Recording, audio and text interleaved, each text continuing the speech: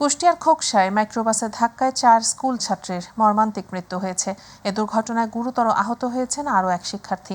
এ ঘটনায় ক্ষুব্ধ এলাকাবাসী কুষ্টিয়া রাজবাড়ী মহাসড়ক অবরোধ করে রাখে। পরে পুলিশ এসে পরিস্থিতি নিয়ন্ত্রণে আনে। একসাথে 4 জনের মর্মান্তিক মৃত্যুতে এলাকায় নেমে এসেছে শোকের ছায়া। প্রতিনিধি আব্দুর রাজ্জাক বাচ্চু ও লিপু খন্দকারের তথ্যচিত্রে আবু সাইদ অপু রিপোর্ট। কুষ্টিয়ার খোকসায় মাইক্রোবাসের ধাক্কায় 4 স্কুল ছাত্রীর মৃত্যু হয়েছে। এ ঘটনায় গুরুতর আহত হয়েছে আরও এক শিক্ষার্থী। সকালে কুষ্টিয়া রাজবাড়ী আঞ্চলিক মহাসড়কে এই দুর্ঘটনা ঘটে। কুষ্টিয়া হাইওয়ে থানার এসআই হারুন রশিদ জানান, সকালে শিমুলিয়া কুঠিপাড়া জামে মসজিদে কোরআন পড়া শেষে শিক্ষার্থীরা বাড়ি ফিরছিলেন। এ সময় কুষ্টিয়া রাজবাড়ী আঞ্চলিক মহাসড়ক পার হওয়ার সময় ঢাকা থেকে আসা একটি দ্রুতগামী মাইক্রোবাস তাদের চাপা দিয়ে পাশের পুকুরে ডুবে যায়, আর ঘটনাস্থলে মারা যায় একজন। তবে আহতদের উদ্ধার করে খোকসা স্বাস্থ্য কমপ্লেক্সে নিলে আরও 3 জন মারা যায়। এছাড়াও আহত একজন হাসপাতালে চিকিৎসাধীন। একই সাথে 4 শিশুর মর্মান্তিক মৃত্যুর ঘটনায় শোকের মাতম বিরাজ করছে এলাকা জুড়ে। স্বজনদের আহাজারিতে ভারী উঠছে আশপাশের পরিবেশ।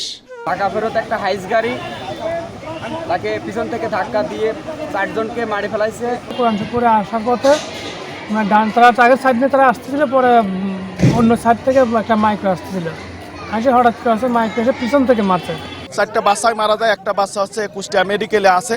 তো আমরা চাইছি যে এখানে সড়ক অবরোধ করে যারা প্রশাসনের ঊর্ধ্বতন কর্মকর্তা আছে এবং সড়কের যারা বড় ঊর্ধ্বতন কর্মকর্তা আছে, কেন এই উচ্ছৃঙ্খলমূলক কাজগুলো হয়, এটা তো একটা সমাধান আছে। এ ঘটনায় ক্ষুব্ধ এলাকাবাসী কুষ্টিয়া রাজবাড়ী আঞ্চলিক মহাসড়ক অবরোধ করে রাখলে পুলিশ এসে পরিস্থিতি নিয়ন্ত্রণে আনে। তবে আর কোনো মায়ের বুক যেন খালি না হয়, এমনটি প্রার্থনা ছিল সবার মুখে মুখে। অবসেতপু, মাই টিভি। সুনামগঞ্জে পৃথক স্থানে মাছ ধরতে গিয়ে বজ্রপাতের কবলে পড়ে 3 জেলে নিহত হয়েছেন। ভোরে দোয়ারাবাজার উপজেলার পান্ডারগাঁও ইউনিয়নের দেখার হাওরে এই ঘটনা ঘটে। নিহত জেলেরা হলেন পান্ডারগাঁও জালালউদ্দিন ও জসিমউদ্দিন। এদিকে জামালগঞ্জ উপজেলার পাকনার হাওরে মাছ ধরতে গিয়ে বজ্রপাতে নিহত হয়েছেন শরীফ মিয়া নামে আরেক জেলে। স্থানীয়রা জানান, সকাল থেকে বজ্রসহ বৃষ্টি শুরু হয়। বজ্রপাতের মধ্যেই হাওরে মাছ ধরার ছাই তুলতে যায় তারা।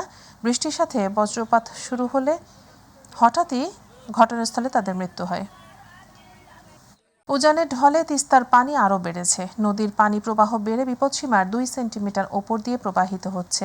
ডুবেছে রংপুর, কুড়িগ্রাম, গাইবান্ধা ও নীলফামারী তিস্তা অববাহিকা নিম্নাঞ্চল। প্লাবিত হচ্ছে নতুন নতুন এলাকা। পানি উন্নয়ন বোর্ড জানিয়েছে, ভোর 6টা থেকে তিস্তা নদীর পানি ডালিয়া পয়েন্টে বিপদসীমা 2 সেন্টিমিটার আর কাউনিয়া পয়েন্টে 29 সেন্টিমিটার ওপর দিয়ে বইছে। এতে লালমনিরহাটের পাটগ্রাম, আদিতমারি সহ 6 উপজেলা চরাঞ্চলের নতুন কয়েকটি এলাকা প্লাবিত হয়েছে। নিম্নাঞ্চলের অনেক বসতবাড়িতে পানি উঠে গেছে। পানির চাপ বেড়ে যাওয়ায় বন্যা নিয়ন্ত্রণ বাঁধগুলো ঝুঁকিতে পড়েছে।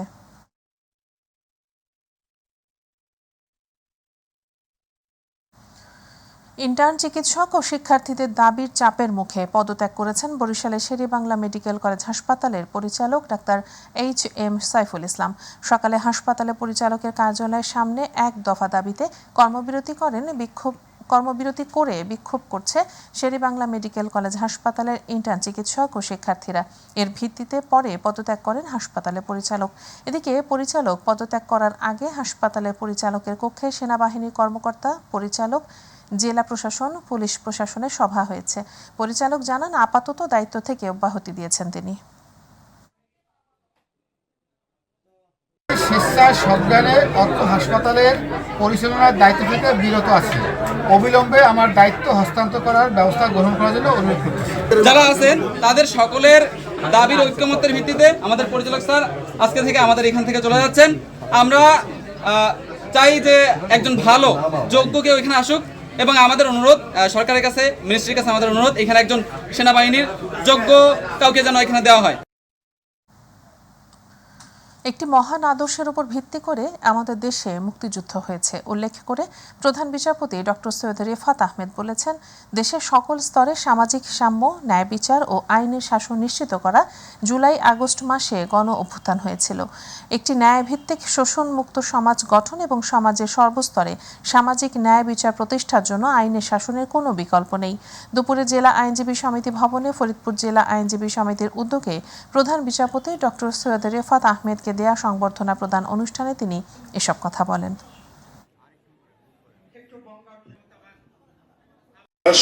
আমাদের দেশের ছাত্র জনতা জুলাই আগস্ট মাসে এক অভূতপূর্ব গণঅভ্যুত্থানের মাধ্যমে নতুন পরিবর্তনের কেতন উড়িয়েছে।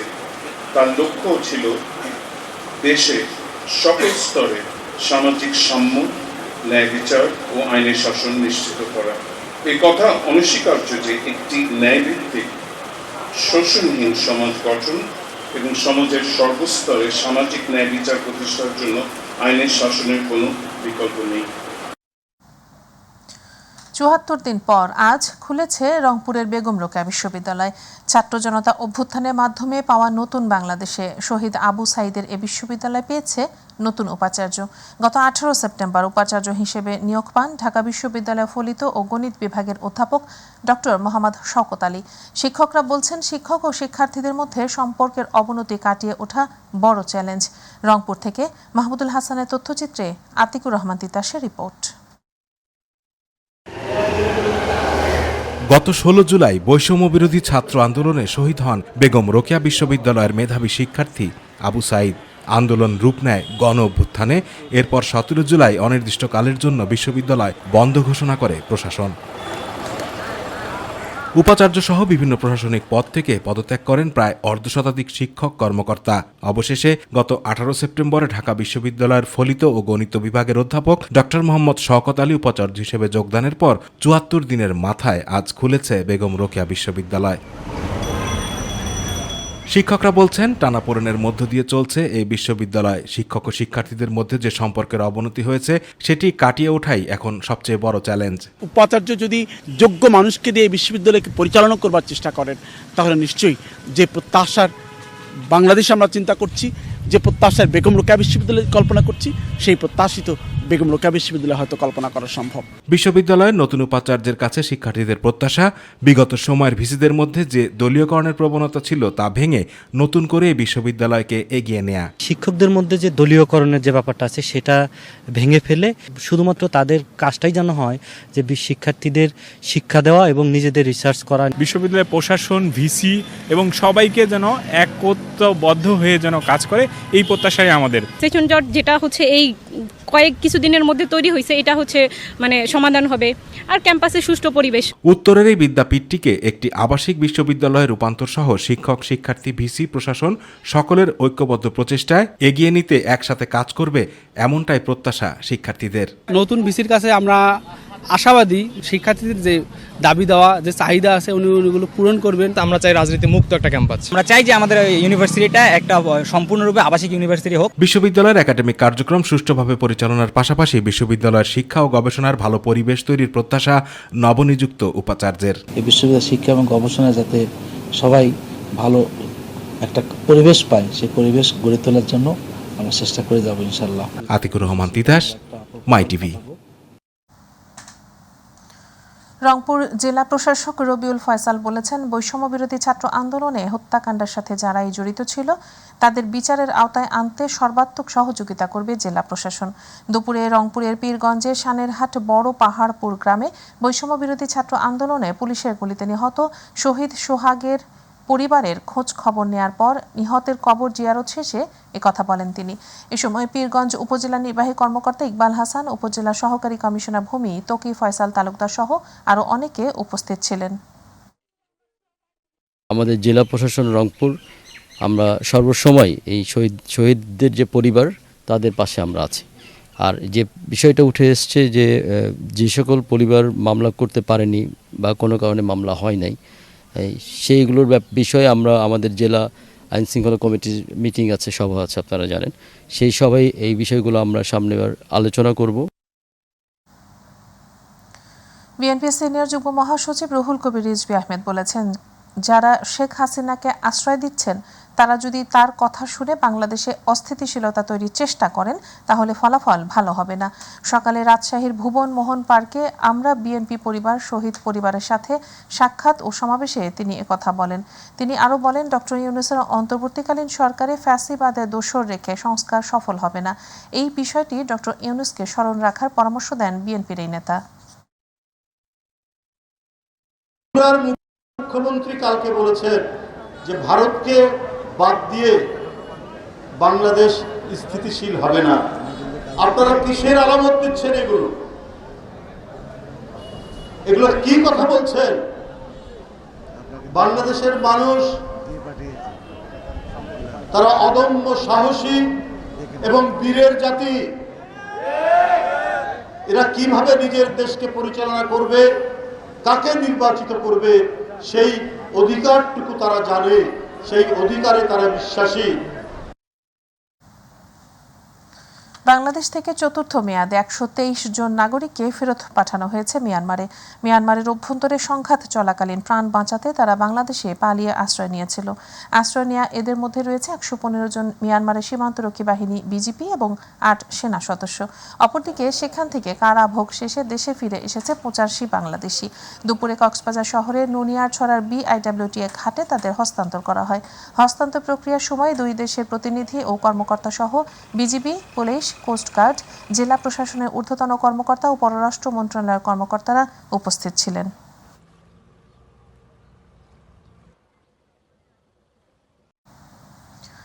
খুলনায় মণ্ডপে মণ্ডপে চলছে শারদীয় দুর্গাপূজার ব্যাপক প্রস্তুতি। সনাতন ধর্মাবলম্বীদের সর্ববৃহৎ ধর্মীয় উৎসব শারদীয় দুর্গাপূজার আর মাত্র কয়েকদিন বাকি। কারিগরদের প্রতিমা তৈরিতে জানান দিচ্ছে দেবী দুর্গার আগমনী বার্তা। খুলনা থেকে শিশির রঞ্জন মল্লিকের রিপোর্ট, জানাচ্ছেন আতিকুর রহমান তিতাস। সারা দেশের মতো খুলনা জেলা ও মহানগরীতে চলছে 991টি পূজা মণ্ডপে শারদীয় দুর্গাপুজো উদযাপনের ব্যাপক প্রস্তুতি। দুর্গোৎসব উপলক্ষে হিন্দু ধর্মাবলম্বীদের মধ্যে বিরাজ করছে সাজ রব। খুলনা জেলার 9টি উপজেলা ও মহানগরীতে বিভিন্ন স্থানে স্থায়ী ও অস্থায়ী এসব সার্বজনীন পূজা মণ্ডপ তৈরি করে পূজার প্রস্তুতি চলছে। প্রতিমা তৈরিতে ভাস্কর দেবী দুর্গার অনিন্দ্য সুন্দর রূপ দিতে সকাল থেকে গভীর রাত পর্যন্ত চলছে মাটির কাজ। কয়েকটি মণ্ডপে আবার ভাস্কররা শুরু করেছেন রং তুলি দিয়ে প্রতিমা সাজসজ্জার কাজ। এতে তাদের নিখুঁত হাতের ছোঁয়ায় কৃত্রিম জীবন পাবেন দেবী দুর্গা, শিব, লক্ষ্মী, সরস্বতী, কার্তিক, গণেশ, অসুর সহ অন্যান্য প্রতিমা। এছাড়া কোনো কোনো প্রতিমায় আবার পরানো হচ্ছে শাড়ি, হাতের বালা সহ অন্যান্য গহনা। এই পুজোটাই হচ্ছে হিন্দু ধর্মাবলম্বীদের সবথেকে বড় অনুষ্ঠান। পুজোর যে পরিকল্পনা বলেন এবং প্রস্তুতি বলেন তা প্রায় শেষের দিকেই। প্যান্ডেল তৈরি, মণ্ডপ ও তার আশেপাশে সাজসজ্জার কাজ সহ নানা ধরনের কাজ চলছে মণ্ডপগুলোতে। পাশাপাশি অনেকে পুজোর কেনাকাটা করতেও শুরু করছেন। কারিগররা বলছেন, বিগত বছরের তুলনায় এই বছর তুলনামূলক প্রতিমা তৈরির কাজ কম। অন্য বছর দেখা যাচ্ছে 5-7টা প্রতিমা করে থাকি, এবার 2 থেকে 3টা প্রতিমা করছি। প্রস্তুতি খুব সীমিত আকারে, কারণ আইন শৃঙ্খলার পরিস্থিতি, দেশের প্রেক্ষাপট সব কিছু মিলায়ে এবারে খুব সীমিত আকারে পূজা পালিত হবে। সুষ্ঠুভাবে পূজা উদযাপিত হবে এমন প্রত্যাশা আয়োজকদের। আমাদের মন্দিরের প্রতিমা কাজ শুরু হয়েছে, শেষ হওয়ার পরে প্রতিমা রং করা হবে। আমাদের নিজস্ব ভলেন্টিয়ারদের দিয়ে আমরা মন্দির পাড়া দিয়াবো এবং নিজস্ব ভলেন্টিয়ার দিয়ে আমরা সব কিছু করবো এবং সরকারের সহযোগিতা থাকবে, প্রশাসন থাকে, সেগুলোতে আছে। শারদীয় দুর্গাপুজো উপলক্ষে ইতোমধ্যে জেলা প্রশাসনের পক্ষ থেকে সার্বিক নিরাপত্তা ব্যবস্থা গ্রহণ করা হয়েছে। আনসার, পুলিশ, র্যাব সহ সাদা পোশাকে গোয়েন্দা তৎপরতা অব্যাহত থাকবে। পর্যাপ্ত নিরাপত্তা ব্যবস্থা জোরদার করা হবে। ইতিমধ্যে আমরা প্রত্যেকটা পূজা মণ্ডপে যাতে সিসি ক্যামেরা থাকে সেই ব্যবস্থা আমরা করেছি। আমাদের প্রত্যেকটা পূজা মণ্ডপে আনসারের স্ট্যাটিক ফোর্স থাকবে এবং অন্যান্য যে আইন শৃঙ্খলা বাহিনীর সদস্যরা রয়েছেন তারা টহলরত অবস্থায় থাকবেন। আতিকুর রহমান তিতাস, মাই টিভি। গাজীপুরের ভবানীপুর এলাকায় ঢাকা ময়মনসিংহ মহাসড়কের পাশে R&G গার্মেন্টসের শ্রমিকরা 18 দফা দাবিতে মহাসড়ক 4 ঘন্টা অবরোধ করে রাখে। দুপুরের দিকে ভবানীপুর এলাকায় শ্রমিকরা প্রথমে কর্মবিরতি পালন করেন। শ্রমিকরা জানান, বিভিন্ন দাবি তারা দীর্ঘদিন ধরে জানিয়ে আসছেন, তবে কারখানার প্রশাসনিক কর্মকর্তারা শ্রমিকদের কোনো দাবি মেনে না নিয়ে উল্টো শ্রমিকদের কারখানা থেকে ছাঁটাই করে বের করে দিচ্ছে। এতে ক্ষিপ্ত হয়ে তারা মহাসড়ক অবরোধ করে বিক্ষোভ শুরু করে। পরে খবর পেয়ে জয়দেবপুর থানা পুলিশ, ইন্ডাস্ট্রিয়াল পুলিশ ও ছাত্র সমন্বয়ের সমন্বয়কদের নেতাকর্মীরা এসে তাদেরকে বুঝিয়ে মহাসড়ক থেকে সরে যেতে বলেন, কিন্তু শ্রমিকদের দাবি না মেনে নেওয়া পর্যন্ত মহাসড়ক থেকে যাবে না বলে জানিয়ে দেন শ্রমিকরা।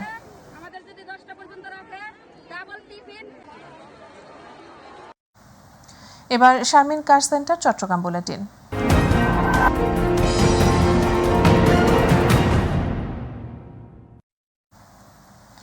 চট্টগ্রামে গত 24 ঘন্টায় ডেঙ্গু আক্রান্ত হয়ে হাসপাতালে ভর্তি হয়েছেন 26 জন। এছাড়া ডেঙ্গু আক্রান্ত হয়ে চট্টগ্রাম মেডিকেল কলেজ হাসপাতালে চিকিৎসাধীন অবস্থায় ইমরান নামে এক যুবকের মৃত্যুর খবর দিয়েছে জেলা সিভিল সার্জন কার্যালয়।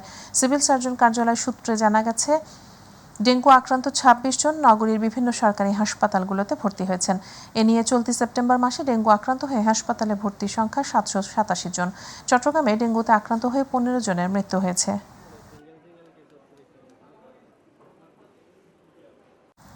আইজিপি মইনুল ইসলাম বলেছেন, মব জাস্টিসের নামে কেউ আইন হাতে তুলে নিলে কঠোর ব্যবস্থা। শনিবার চট্টগ্রাম নগরীর দামপাড়াস্থ চট্টগ্রাম মেট্রোপলিটন পুলিশের সিএমপি সম্মেলন কক্ষে চট্টগ্রাম বিভাগের ঊর্ধ্বতন পুলিশ কর্মকর্তাদের সাথে মতবিনিময় সভা শেষে সাংবাদিকদের সাথে মতবিনিময়কালে তিনি একথা বলেন। এ সময় র্যাবের মহাপরিচালক একেএম শহীদুর রহমান, চট্টগ্রাম মেট্রোপলিটন পুলিশের কমিশনার হাসিব আজিজ এবং চট্টগ্রাম রেঞ্জের ডিআইজি আহসান হাবিব পলাশ উপস্থিত ছিলেন।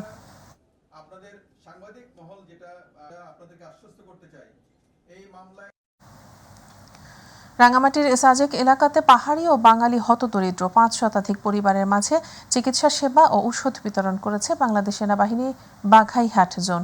বিতরণকালে বাঘাইহাট জোন অধিনায়ক লেফটেন্যান্ট কর্নেল খায়রুল আমিন উপস্থিত ছিলেন। এ সময় দুর্গম এলাকায় চিকিৎসা সেবা এবং হাসপাতাল না থাকায় জনসাধারণ সেনাবাহিনীর এ সকল জনকল্যাণ কার্যক্রমকে সাধুবাদ জানিয়ে নিয়মিত সেবা পরিচালনা করার অনুরোধ জানান।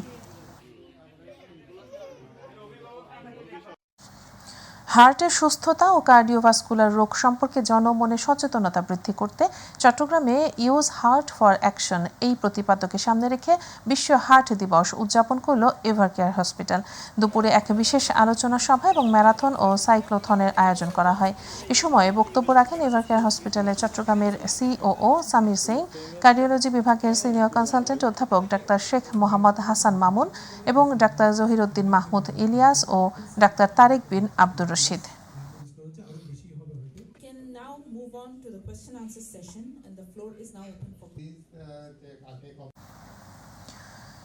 কিউইসি একাডেমি আয়োজিত মেধা অন্বেষণ 2024 উপলক্ষে শিক্ষা সেমিনার অনুষ্ঠিত হয়েছে।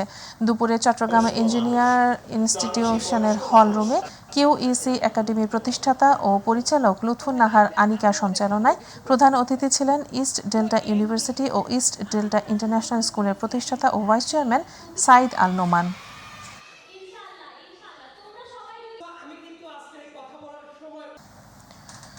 ব্রাহ্মণবাড়িয়া জেলা বাঞ্ছারামপুরে 5 ডাকাতকে গ্রেপ্তার করেছে পুলিশ। গতকাল উপজেলা সলিমাবাদ ইউনিয়নের গঙ্গানগর গ্রামের মোড় থেকে তাদেরকে আটক করা হয়। ডাকাতরা পিকআপ দিয়ে যাওয়ার সময় গোপন সূত্রের ভিত্তিতে জনগণের সহায়তায় পুলিশ তাদেরকে গ্রেপ্তার করে। গণপিটুনির কারণে কাউসার মিয়া, ফারুক মিয়াকে চিকিৎসার জন্য ঢাকা প্রেরণ করা হয়। বাকি আসামিরা বাঞ্ছারামপুর হাসপাতালে ভর্তি। এ রিপোর্ট লেখা পর্যন্ত তাদেরকে কোর্টে চালান দেওয়া হয়নি।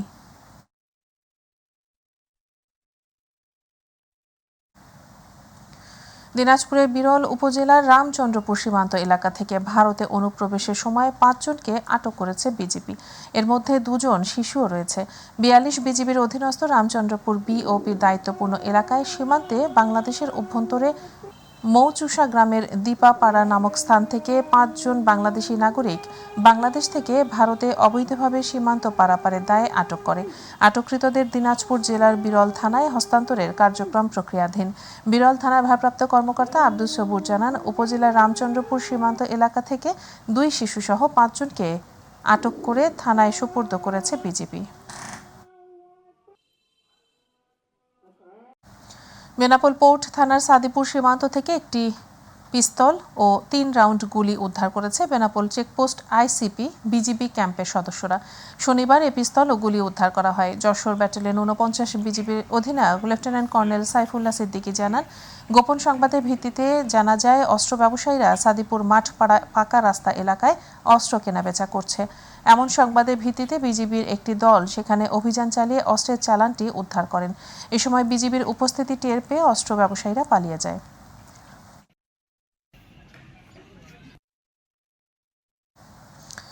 শেরপুরে ৩১ বস্তা সরকারি চাল জব্দ ও কামাল হোসেন নামে এক অটোচালককে আটক করেছে পুলিশ। শেরপুর সদর উপজেলার ধলা ইউনিয়নের চান্দেনগর গ্রামের পাঞ্জরভাঙ্গা থেকে ৩১ বস্তা চাল সহ অটোচালককে আটক করা হয়। স্থানীয়রা জানান, গাজীর খামার থেকে ১৬ বস্তা চাল অটোরিকশা বোঝাই করে অটোচালক কামাল হোসেন চান্দেরনগর গারোভিটা নিয়ে যায়। সেখান থেকে আরও ১৫ বস্তা চাল অজ্ঞাত ডিলারের নির্দেশে বাকারকান্দা নিয়ে যাওয়ার পথে পাঞ্জরভাঙ্গা এলাকায় স্থানীয়রা তাকে আটক করে।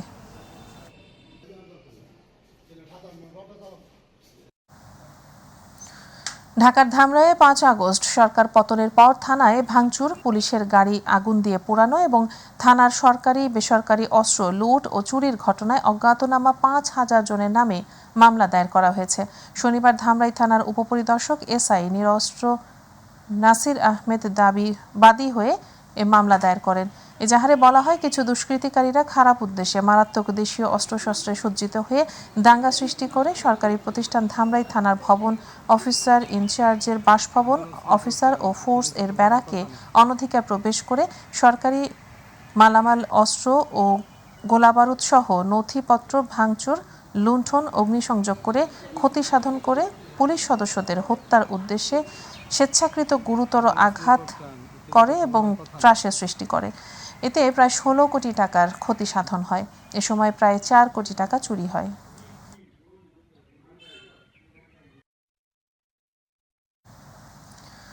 নারায়ণগঞ্জের রূপগঞ্জে সরকারি রাস্তা কেটে ক্লাব নির্মাণের অভিযোগ উঠেছে। উপজেলার সদর ইউনিয়নের গুতিয়াবো এলাকায় এই ঘটনা ঘটে। স্থানীয়রা জানান, রূপগঞ্জ ইউনিয়ন পরিষদের ২০১৭ অর্থ বছরে ১৬ লাখ টাকার বাজেটে গুতিয়াবো আগারপাড়া থেকে মুচিবাড়ি পর্যন্ত ৫৭৮ মিটার ও প্রস্থ ৭ ফিট রাস্তাটি সম্পন্ন হয়। এ ব্যাপারে রূপগঞ্জ ইউনিয়ন পরিষদের প্রশাসক ও সহকারী কমিশনার ওবায়দুর রহমান সোহেল বলেন, বিষয়টি তাদের জানা নেই, খোঁজ নিয়ে প্রয়োজনীয় ব্যবস্থা নেওয়া হবে। অনেক লোকজন চলাফেরা করে, এখন সবারই খুব সমস্যা, এই রাস্তা এরা বন্ধ করে দিচ্ছে। একটা সরকারি রাস্তায় বাজারতে দক্ষিণ বিভাগ পর্যন্ত সমস্ত মানুষ আসা যাওয়া করে, এদিকের মালামাল যা আছে সমস্ত মালামাল গাড়ি দিয়ে নেয়। খোঁজ খবর নিয়ে ব্যবস্থা নিয়ে অবশ্যই নেব, নেব না কেন, আগে তো খোঁজ খবর নিতে হবে। বরিশালে মুলাদিতে ৫৬৩ জন হতদরিদ্র পরিবারের মাঝে ভিজিডির চাল বিতরণ করা হয়েছে। সকালে উপজেলার শফিপুর ইউনিয়ন পরিষদে ৫৬৩ জন হতদরিদ্র পরিবারের মাঝে আগস্ট ও সেপ্টেম্বর মাসে প্রতিজনকে ৬০ কেজি করে চাল বিতরণ করা হয়। এ সময় উপজেলা সহকারী শিক্ষা অফিসার ও union tag officer Arif Hossain Khan, ভারপ্রাপ্ত ইউপি সচিব মামুন হোসেন, ইউপি সদস্য আলী আহমেদ খান সোহাগ উপস্থিত ছিলেন।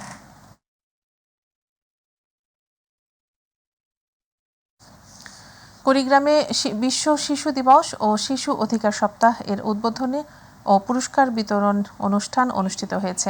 সকালে কুড়িগ্রাম স্বপ্নকুড়ি মিলনায়তনে আয়োজিত উদ্বোধনী ও পুরস্কার বিতরণী অনুষ্ঠানে প্রধান অতিথি ছিলেন জেলা প্রশাসক কুড়িগ্রাম নুসরাত সুলতানা।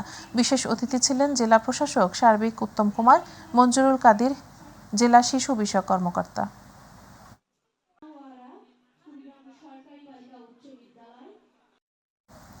ব্রাহ্মণবাড়িয়ায় জেলা পর্যায়ে আন্তর্জাতিক তথ্য অধিকার দিবস উদযাপন উপলক্ষে আলোচনা সভা অনুষ্ঠিত হয়েছে। সকালে জেলা প্রশাসকের সম্মেলন কক্ষে জেলা প্রশাসক মোহাম্মদ দিদারুল আলমের সভাপতিত্বে অতিরিক্ত জেলা প্রশাসক সার্বিক মোহাম্মদ সাইফুল ইসলামের সঞ্চালনায় জেলা পরিষদের প্রধান অতিথি নির্বাহী কর্মকর্তা এম মাহমুদুর রহমান, অতিরিক্ত পুলিশ সুপার মোহাম্মদ জয়নাল আবেদিন, সদর উপজেলা নির্বাহী কর্মকর্তা মোহাম্মদ সেলিম শেখ সহ আরও অনেকে উপস্থিত ছিলেন।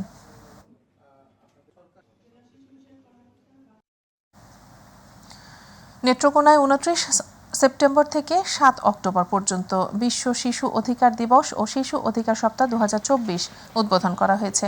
সকালে প্রশাসক সম্মেলন কক্ষে জেলা প্রশাসন ও বাংলাদেশ শিশু একাডেমি নেত্রকোনা এর আয়োজনে অতিরিক্ত জেলা প্রশাসক রাজস্ব সুখময় সরকার প্রধান অতিথি হিসেবে উদ্বোধন করেন। এ সময় বিশেষ অতিথির বক্তব্য রাখেন নেত্রকোনা জেলা প্রেস ক্লাবের সদস্য সচিব মোহাম্মদ কিবরিয়া চৌধুরী হেলিম। শিশু বক্তা হিসেবে বক্তব্য রাখেন মুবাশিরা হারুন মুহিন, মেহেদি হাসান সহ অন্যান্যরা।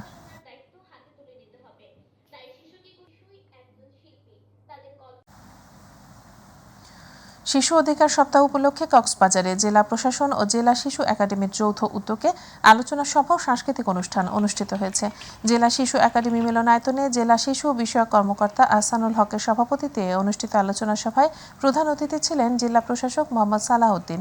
সভায় জেলা সমাজ সেবা অধিদপ্তরের উপপরিচালক হাসান মাসুদ, জেলা তথ্য কর্মকর্তা আব্দুস সাত্তার, জেলা ক্রীড়া সংস্থার কর্মকর্তা মাইনুদ্দিন মিল্কি সহ সংশ্লিষ্টরা বক্তব্য রাখেন।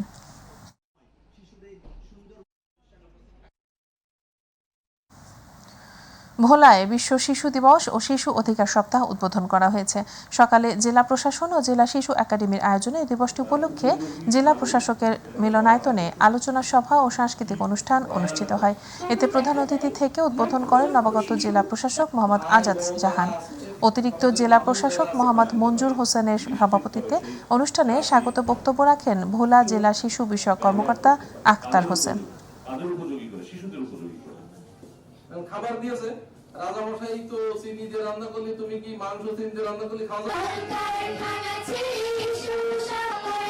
ঝিনাইদহে বিশ্ব নদী দিবস উদযাপন করা হয়েছে। দিবসটি উপলক্ষে সকালে সামাজিক ঐক্য নামের একটি সংগঠনের পক্ষ থেকে শহরের পুরাতন ডিসি কোর্ট চত্বর থেকে র্যালি বের করা হয়। র্যালিটি শহরে বিভিন্ন সড়ক ঘুরে নবগঙ্গী নদীর পাড়ের পৌর ইকো পার্কে গিয়ে শেষ হয়। এতে সদর উপজেলা মৎস্য কর্মকর্তা সারোয়ার হোসেন, সংগঠনটির নেতৃবৃন্দ সহ নানা শ্রেণী পেশার মানুষ ও পরিবেশবিদরা উপস্থিত ছিলেন। পরে নবগঙ্গা নদীতে নানা প্রজাতির মাছের পোনা অবমুক্ত করা হয়।